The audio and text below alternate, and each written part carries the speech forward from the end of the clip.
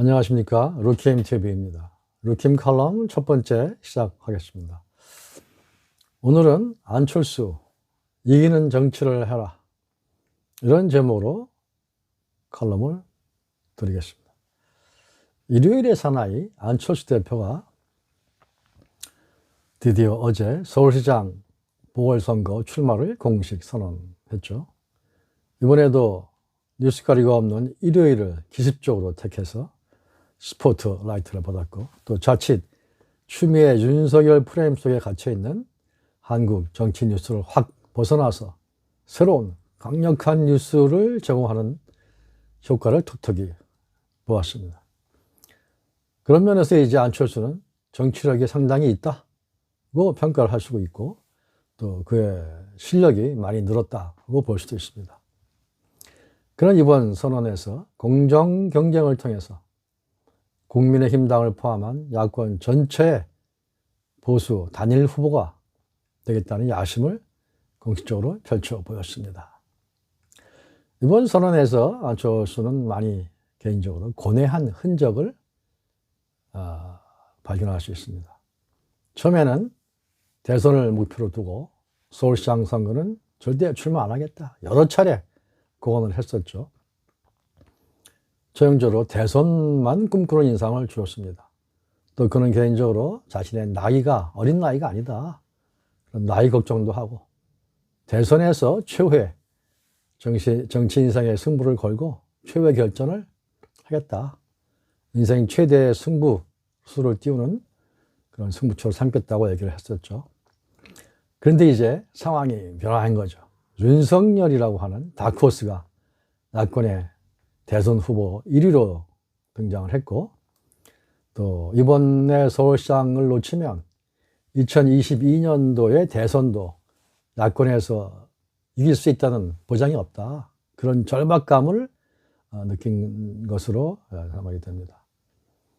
그래서 그는 이번 서울시장 보궐선거에서부터 야권에서 연대해서 기선을 제압을 하고, 그 다음 2022년 대선을 보수 진영에서 승리해야만 대한민국의 민주주의와 자유 보수 세력의 미래가 담보될 수 있다, 이렇게 판단했고, 그에 대한 절박감에서 이번 선언과 행동이 나온 것 같습니다. 아마도 제가 보기엔데 대한민국 야권 전체에서 이 같은 절박감은 안철수 대표가 1위인 것 같습니다. 국민의힘당 쪽에도 100명, 100여 명의 국회의원과 또 원로 정치인들도 있지만은, 대한민국에서 야권이 어디 있느냐, 국민의힘당이 왜 야권이 누구냐라고 김종인 위원장이 말했던 것처럼 그런 속 좁은 발언은 이제는 통하지 않을 것 같습니다. 안철수 계열과 또 정의당 쪽도 야권이고, 또 그 외에 국회 밖에 있는 많은 재하인서들도 있고 야권은 상당히 많습니다.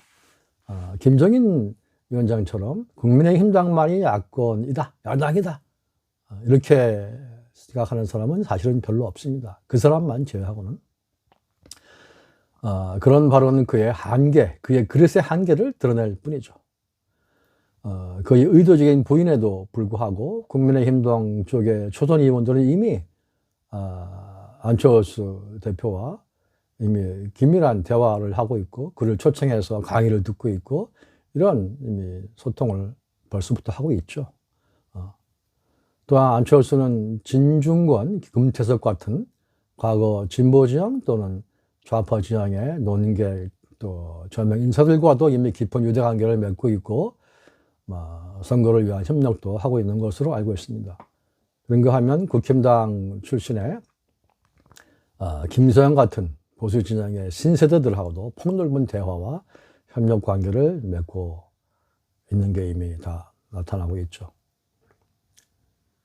어떤 시인이 쓴 비바람을 맞지 않고 피는 꽃이 어디 있으랴 라고 한 내용도 있지만은, 만일 안철수가 이번에 내년 보궐선거에서 서울시장이 되고, 또 그 뒤를 이어서 차차기 대선을 노려서 성공한다면 아마 대한민국 정치사에서 그야말로 비바람을 맞고 피워낸 한 송이 아름다운 야생화가 될 것 같은 그런 느낌도 듭니다.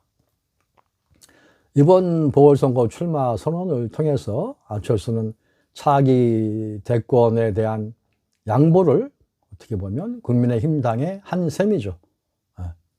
그런 면에서 주호영, 김종인 이런 분들은 국민의힘당 입장에서 아마 이것을 열렬히 환영을 해야 될 것입니다. 왜냐하면 대선 후보는 자신들이 낼 수 있으니까.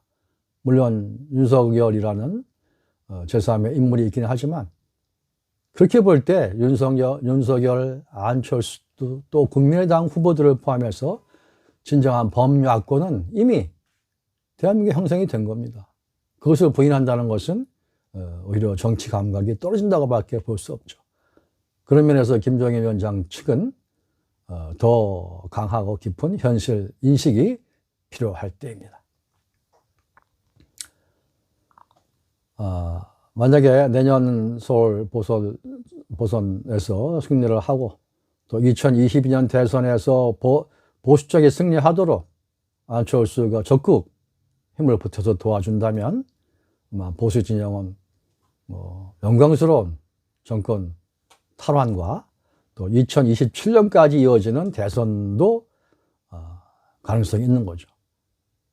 그렇게 볼 때 내년 서울시장을 차지하고 차기 대선은 제3의 인물에게 양보를 해서 도와주고 2027년 차차기 대선을 안철수가 쟁취할 수 있다면 진짜 안철수는 한국 정치사에 길이 남을 위대한 정치인이 될 수도 있겠습니다. 지금까지 현재의 문재인 정권의 어떤 무능과 또 비리, 또 집권 여당의 무능, 무리수, 의회 독주 이것을 끊임없이 가장 강력하게 비난하고 열분을 토해한 사람은 안철수입니다, 사실은. 범야권에서 그 누구보다 가장 강력하게 또 가장 힘있게 주장하고 어떤 논리적인 근거와 배경과 대안을 가지고 지적해온 사람은 안철수라고 할 수 있습니다. 그런 면에서 이미 대한민국에서 전체 야권에 무시할 수 없는 거물로 등장한 것은 누구도 부인할 수가 없습니다. 김종인 씨 같은 사람이 그를 자꾸 디스하고 무시하려고 하면 할수록 자신의 그릇의 한계만 드러낼 따름입니다.